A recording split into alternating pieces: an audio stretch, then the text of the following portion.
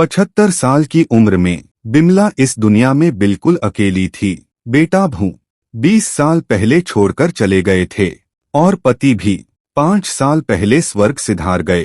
वृद्धावस्था पेंशन से सिर्फ 500 रुपए मिलते थे, जिनसे गुजारा करना नामुमकिन था। एक दिन बिमला पड़ोसी सुमेर के पास गई।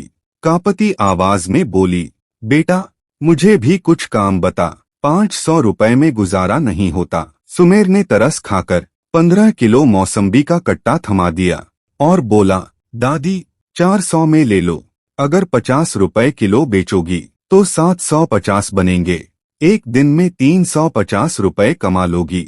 बिमला की बूढ़ी आंखों में चमक आ गई।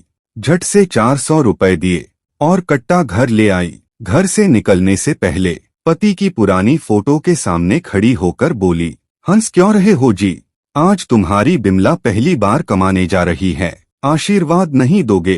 फोटो छूकर आशीर्वाद लिया और निकल पड़ी। बाजार पहुंची तो बूढ़े शरीर से पसीना बह रहा था। पेड़ के नीचे कपड़ा बिछाकर दुकान जमाई, लेकिन जैसे ही मौसम्बियां निकाली 6-7 सड़ी हुई थीं। चेहरे पर उदासी छा गई। दुकान लगने से पहले ही नुकसान। और तभी अचानक बरसात शुरू हो गई। बिमला भीगती रही, इंतजार करती रही। 1 घंटा, 2 घंटा, शाम ढल गई, ना बारिश रुकी, ना कोई ग्राहक आया। भीगने से और मौसम्बियां गल गईं। दिन भर भूखी बिमला ने 2 मौसम्बियां खाकर गुजारा किया। बचे हुए फल लेकर रात को घर लौटी। शरीर बुखार से तप रहा था। थकी हुई भूखी बिस्तर पर गिर गई। आंखों से आंसू बह रहे थे। जीवन में पहली बार कमाने चली थी, इतना बड़ा घाटा हो गया। आधी रात को अचानक उसे किसी की आवाज सुनाई दी, बिमला, अरे ओ बिमला। वह मुस्कुराई, आ गए जी, देखो ना मौसम्बी खराब हो रही है।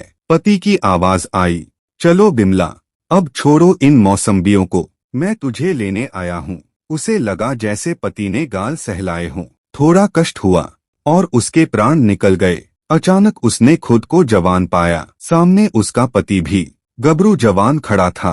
बिमला ने उसका हाथ थाम लिया और कहा, चलो जी, ये संसार तो दुख का डेरा है। दोनों एक दूसरे का हाथ पकड़े आसमान की ओर निकल पड़े।